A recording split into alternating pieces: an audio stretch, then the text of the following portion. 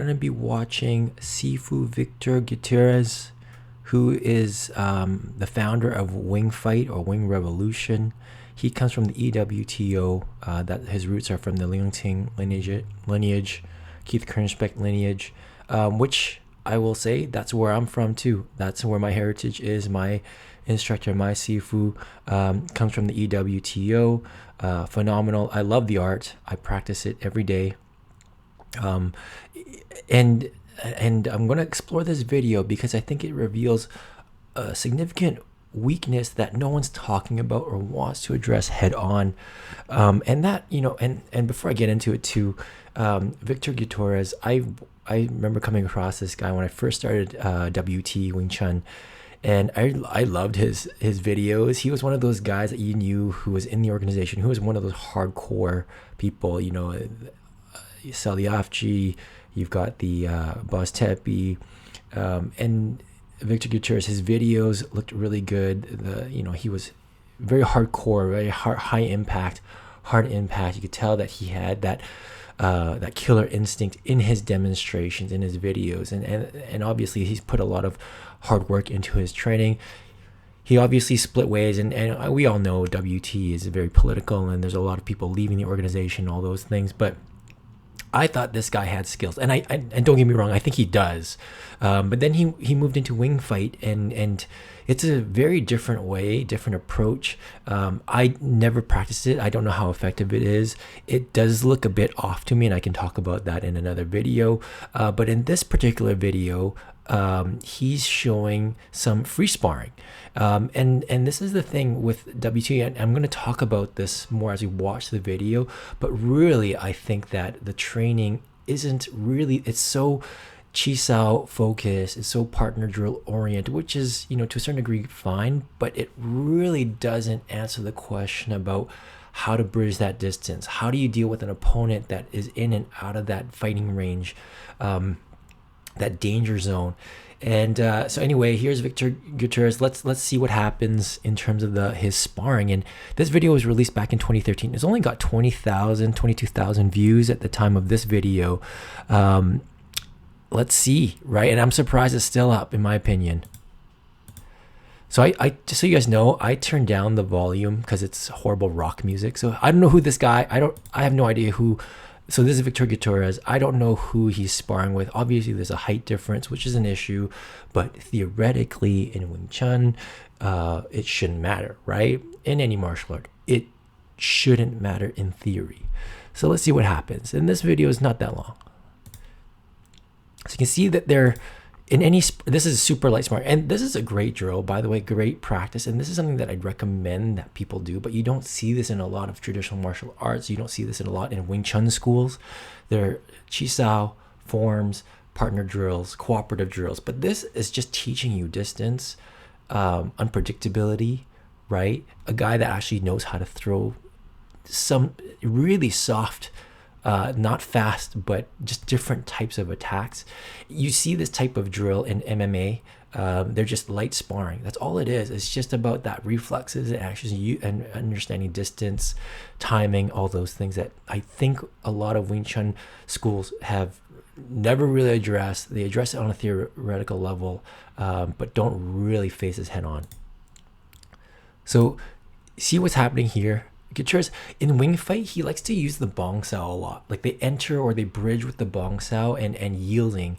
But you can see it doesn't work when the guy's not committed. This fighter who's in the sparring type thing, they're trying to test the distance, trying to see what you're going to do. They throw that jab out. A jab is not, bong sao is not made for the jab, right, at all. We all know this, or a Wing Chun person should know that. And so you can see already, it's not looking, it doesn't feel good, right? If the traditional Wing Chun WT would tell you, you got to crash in, you got to move in. He's already in your fighting zone. He's getting in there, but you can tell he's just outside that range.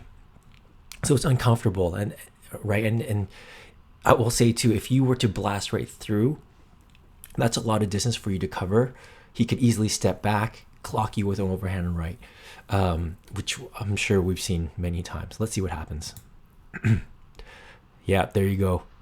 See, he's outside the range. But then he's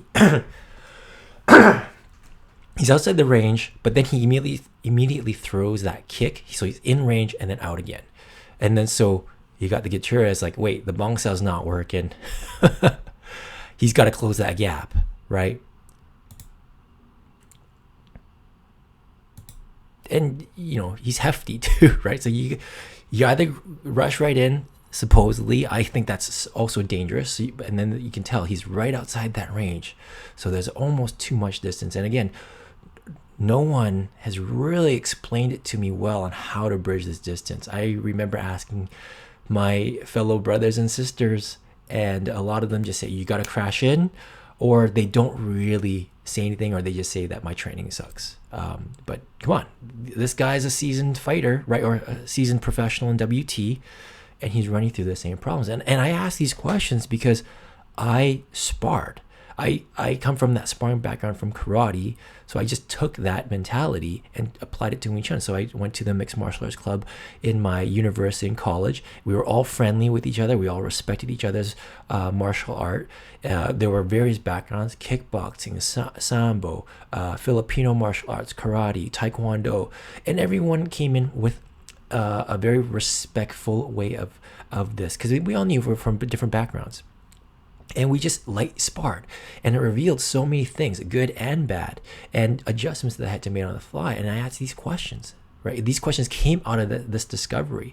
It didn't discourage me from Wing Chun, didn't discourage me from WT. I just realized, okay, this is something that I need to address. I got to figure out later, but we never did in class. So you can see those leg kicks, right? He's not ready for it. Gutierrez where's the front kick, the intercepting kick? It's really hard to apply. You just don't know. You don't know what's coming. Your nervous system cannot pick up the kick fast enough, right? Because you've got all these other weapons at you to do that front kick. Either you commit to the front kick and just assume it's gonna work, or you try to defend, and he's waiting. There's the bong sao again. Oh, kick right there. Right, these are technically basic things, right, that we should know how to address. And I'm not saying that he didn't practice. I'm saying what we're taught is a very, very safe environment. And once you throw in the predictability factor in the sparring scenario or sparring exercise, a lot of it goes out the window. Oh, there you go. And now it's wrestling. And where's the wing fight? Where's all of it?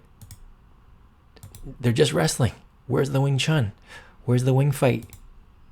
Right? And this guy seems more like an MMA guy to me. So do you really want to get into a wrestling match? He's controlling the arms. It's a bad day for Gutierrez.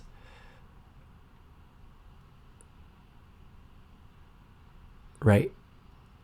All he's doing is controlling, trying to use his weight. I don't know I know Wing Fight is dabbling into MMA or jiu-jitsu, or at least grappling back when I started seeing this stuff on YouTube or on Facebook. I don't know if that's part of their curriculum now, and maybe that's what Gutierrez is doing. But guys, does this look like a wing fight to you, or does it look like a high school brawl? Right? And again, they're being very light on each other. I'm assuming they're friends, so they're trying to take it, treat each other with respect here. And of course, they're also doing it at cement background, which is interesting. Now you get headlock. Where is this? See, this is a bad day altogether for Gutierrez. I don't see any of it, and this is the reality of a sparring exercise. Distance issues, unpredictability. You have an uncooperative partner. You've got strength involved. Just the nature of our bodies to want to grapple. It wants to grab. It wants to neutralize. It wants to use force. But this is all against the ideas that we're taught in Wing Chun. Why is it not coming out? Right? He's learned this for years. It's ingrained in his body, in his nervous system, yet it's still not being applied here. All right, so that's the end of it. I think you guys have the sense of my questions. And like I said, I've got respect for him. I just think that, and I'm not saying his skills are bad. I'm just saying there's a weakness inherent in Wing Chun that no one wants to address or ask or talk about. And all we do is we stay in that Chisao range, the wooden dummy range, cooperative partner exercise, where we know what kind of punch is coming at us, we know what kind of kick is coming at us. So when we know the attack, 3/4 of the nervous system of that having to figure out what's going to happen is already addressed, right? We don't have to do the last 25%, right, which is the actual technique. But when you don't know it's a right kick, left punch, distance in and out, there's so many things that our body has to compute in that moment and guess that it's really hard for this to work, and you have to make those adjustments. And it just seems weird that no one wants to tackle this in training. No one wants to answer this question for me formally. It's just, you got to crash in, or we think it's got to crash in, or you got to learn the magnetic zone even better. Guys, we've all been doing this for years. We understand what the magnetic zone is. I feel like I have a decent sense of distance. I imagine Victor Gutierrez would as well, considering he's got way more skills than me, way more years than me, and teaches this stuff. But I've yet to see anyone actually apply this in sparring against a partner that is uncooperative, that wants to play his own game. Usually, we spar with each other. We're both WT people. We kind of know what we each like, what our expectations are, and on top of it, the WT person probably doesn't know how to fight in a different style or have a different strategy. So there's a lot of learnings from this video here, and unfortunately it shows that Wing Fight isn't that effective, nor is the Wing Chun that effective. Again, the argument would be made, well, it's his Wing Chun or it's his Wing Fight. I think there's something inherent in Wing Chun that can be adjusted for and figured out, so that no one wants to. And this is a big criticism of mine, and I think WT, which I love because it was that realistic piece. It was hardcore. It wasn't that typical Chinese approach to martial arts, to Kung Fu. That was what drew me to Wing Chun. And like I said, I practice it even now, and I still think there's a lot of value in it. And it's just a matter of applying this and figuring it out for this new generation of fighters out there, of casual practitioners. MMA, there's an MMA gym everywhere. They're as prominent as a karate dojo, if not more, right? The argument that you're not going to run into a guy who knows how to do something is a weak argument for me. And I'm sorry, but if you're a technician grade, you should be able to address not just the casual anybody who doesn't know anything, and you should be able to at least hold your own against someone at your level, but in MMA, for example, or kickboxing. I believe that. I don't think that's unrealistic, unreasonable for me to want that. So that's it. Let me know what you guys think. Till next time.